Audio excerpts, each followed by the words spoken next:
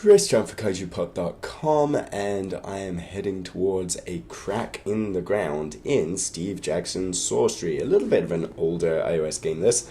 This came out, I think, earlier this year, or perhaps late last on iOS. But the developers Inkle are just getting ready to release their latest game, 80 Days, which is a sort of from what I can gather, a steampunk reimagining of Jules Verne's Around the World in 80 Days, and that we're greatly looking forward to. So, before that, we're having a look at this Sorcery, which is based off of a... Hang on, I've got to figure out what I'm actually doing here, rather than just blindly make my choices. There's a rope, there's a bucket. Oh, yes, right. I'm in the middle of helping somebody out to rescue someone's daughter here. And I think I will take the adventure, being a heroic type. This is based off a series of Steve Jackson books in the Final Fantasy... Final Fantasy, no. The Fighting Fantasy series, which I have great fondness for. I think everybody who grew up who is sort of my age in their late 20s or early 30s, probably grew up with fighting fantasy games, as I did. The precursor to interactive fiction as a genre that we have now, fighting fantasy game books, back in the day, they were called game books. They were books.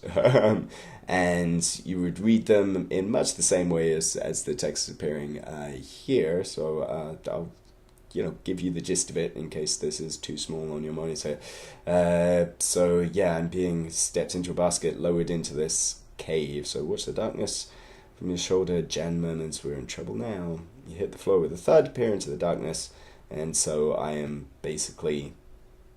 I'm basically moving through this dungeon here, and if you weren't familiar with the books that were out and about, and there were tons of them in the 80s and 90s, it would always be this paperback book, and then there would be choices. So it would say, feel around on the ground, turn to page 105, feel for the walls, turn to page 202.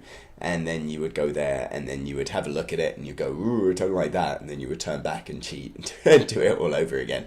And it would always, there would be combat in them as well, and there would always be fairly lavish things. They would come with a map that was illustrated on the inside front cover, and you were supposed to rigidly keep note of things like your stamina, which you can see in my top left here, and how much gold you have and how many rations you have, and throw dice to determine encounters where in typical D&D style, when there was combat. And I always remember just skipping the fights, because I just used to enjoy just reading the book, because I used to like that sort of kind of low fantasy stuff that was always about. Except there was one I remember that was kind of mech warrior-ish, and it was like a sci-fi thing with robots, and I used to love that.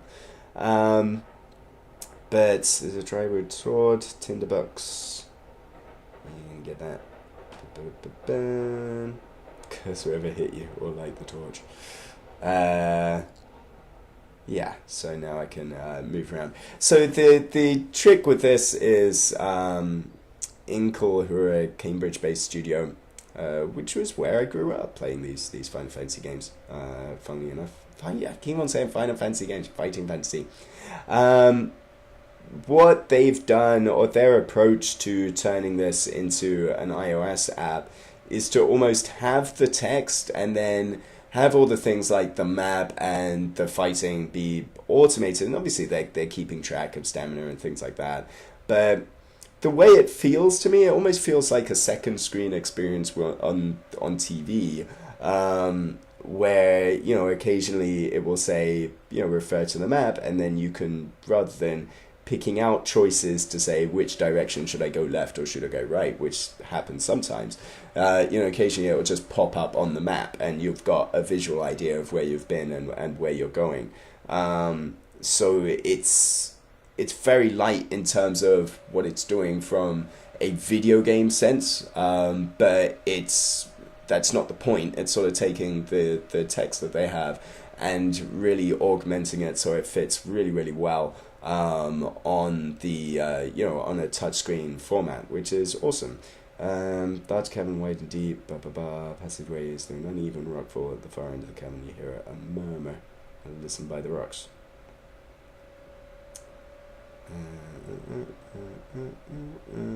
I'd say I never read the original Sorcery books, so I don't know whether these are sort of recreated word for word, but obviously the idea behind the fighting fantasy things was you were making so many choices, and then choices would branch off of those choices. So sometimes, it was about presenting the illusion of forking narrative. So you had, the illusion of agency on the story. And then eventually they would converge to 2 or 3 points. So basically there are multiple endings to these, but it's also kind of more about giving you the feeling that you have freedom rather than actually giving you freedom. Let's see, what we can hear is Jan is accompanying me on my journey here. I don't want to give too much away, spoiler wise, but basically the idea of the story is there is a MacGuffin. You are chasing down a crown for some reason that I forget. But it's more about the journey that you take along the way and the little quests you take up in typical RPG form. Extending the stones here, nothing special about the stones, except they happen to be on top of one another. So little things that help you are, at any one point, I can choose to pray to my spirit guide. My spirit is the gorilla. And every once in a while you can pray and they'll restore your stamina. Another thing you can do at any time is whip out your spell book, and this is a cool thing.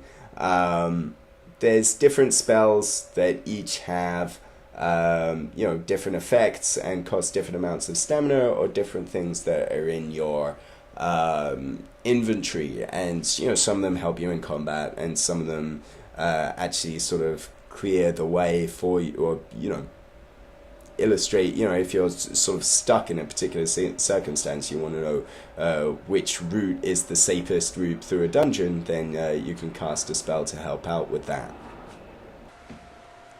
So in this circumstance where I don't know whether to turn left or right, then this spell how should help me out here. So let's see. You can't actually, you can't actually cast magic at any time. Sorry, you can refer to your spellbook at any time, but you can't necessarily choose to use a spell. You kind of have to wait for that opportunity to come out. So here, let's see. Let's just go left, see what happens. Go right, I suppose. Few strides further on. Oh, the other thing is this little fairy thing that's accompanying me is supposedly helpful, but also renders all my magic completely, unusable, which is silly. I'm kind of just choosing at random here. I'm not exactly sure what we are doing. Ground beneath your feet gives way, plunge into the hidden pit and land on something soft. A lucky escape. Or maybe not. Oh no, you're in a pit of snakes. Dear, dear, dear. So let's try and use that magic now that we've got the chance here, because we've landed in a pit of snakes. That's the kind of... Oh, of course. Yeah. I can pray to my spirit. And then they begin to climb the walls, holding themselves erect so they form a living ladder. Ooh, gross. Oh, my spirit helped out now. Okay. I think if you approach something like this from a very video gamey end, then it's annoying, isn't it? Because it is largely random. Although what does help is that at any point, if you die, you can just choose to rewind at checkpoints very, very often. So you're back into whatever you did last, and you just choose the route that you haven't done. So it's almost, in a way, it's like the world's slowest QuickTime event game, where it's like, oh, you pushed the wrong button, you can rewind back to the start of the QuickTime event, and this time, you saw that it flashed B before, so you're tapping B, B, B, B, B to actually advance. And that kind of breaks it, I think, when you start to sort of deconstruct it in that way. Then it does kind of break. I think if you compare this to something like Device 6, then like Device 6 sort of very much had in mind the nature of video games as a medium, and where they were on touch devices, and then could, it was about writing the fiction to match that. This is different because the fiction already exists as this game book, so it's kind of it's hard to assess it in that regard. I think it's a really great adaptation of the game book. Whether or not you like the game book, though, that's kind of a different sort of matter. I think, like, as a... Oh, so I've rescued the swing girl. I'm sort of half reading this. It's like, it's very, very difficult to keep talking as well as play the game. Something is coming. I'm halfway down on health as well, so this is really not good. This is really not good. That's a giant thing. Maybe we can talk to it. No, probably not. Yeah, this isn't gonna end well, I don't think.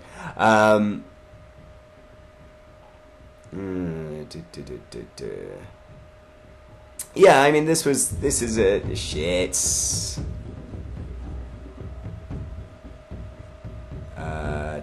No. So the way the combat works is actually fairly neat. You've got these sort of ink style illustrations down the bottom, and you set your attack power by sort of lunging forward at any one time. You can see there's a shadowed away region, which is the maximum that I can do. And there's elements of sort of speed versus, power going on. And you're supposed to be able to judge or gamble on how much energy they can put into attack, and then go, well, he hit me with a 9 last turn, so it's not likely he'll be able to do that again. It'll be something with a lot less power. So I can just get in a side swipe and then beat him. As long as my power is higher than his, then I'll be able to do some damage, is the idea. So I did it there. Hooray! And it doesn't matter by how much. He went with a 0.9 there. Whether I did a 1.3 or a 7.2, it would still do 2 damage, kind of thing, because that element is random. You might not believe me, but you've scared it. Yeah, the thing is, I'm about to die. That's the issue. Defend? Oh dear. Let's go all out here. Hooray! Maybe it'll just run away. I don't know. Because the thing is, I've wasted a lot of my attack power there. It's not a good idea. But I'm on a roll though. Ah, crud.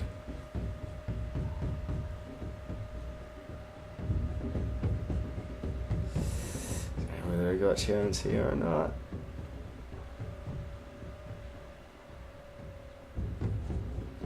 Yeah. I mean, yeah. I think what Simogo did with Device 6 kind of set new standards from both sense, from the video game end and from the fiction end, and so it's difficult because Inkle are doing something different. They're adapting text. And yeah, I mean, it's a really good adaptation, and it's I think nowadays we have these devices, and there's a lot of people that don't read physical books and read things on readers. So why not take advantage of the format that those books come on? I think it's a particularly smart idea. If you're using your iPad, you're using your tablet, you're using your phone or whatever to read a book, then why not have this kind of visual element to it? I think it's this stuff that's handled with a great deal of respect and handled very smartly is tremendous. I don't know whether fighting fantasy, it was just a thing that perhaps doesn't appeal to me as much as it did when I was a kid. But it is written kind of like, the idea is that it's written but like a D&D quest or like a video game of an earlier era, and I think to that extent it's a little bit stodgy. It's things like you find runes for a spell but you don't have the equipment yet to do that, which sounds like very much video gamey. So there's a lot of this where it reads like gamified fiction rather than one thing nor the other. But I think, as I said, I'm really looking forward to seeing what comes out from Inkle when it comes to 80 days. Just from, just as much as anything from an art direction, I've seen some of the art for that game book thing, and it really looks tremendous. In an entirely different way to how this looks. I mean, this looks great in itself, but I don't think we're gonna do it here, because if I get hit, it's game over here. Bum, bum, bum, bum, bum, bum. We could try again. See, the thing is, I can keep trying, but that was poor. I should know that it's never gonna happen. I should just defend. Oh dear.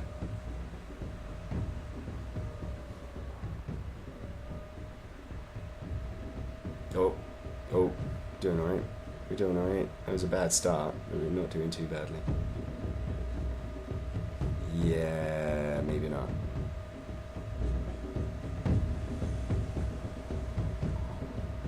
I think this was the worst effort than last time, actually. Defense. At least we would only do 1 damage.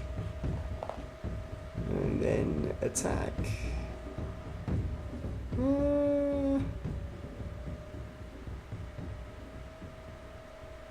Block, parry, dodge, spin. Dead. Never mind. That's Steve Jackson's Sorcery. It's a really interesting sort of reinterpretation of some very old sort of confluence between games and RPGing and books, and it's pretty cool. It's worth checking out. Chris Chant for KaijuPop.com. Thanks for watching. Bye.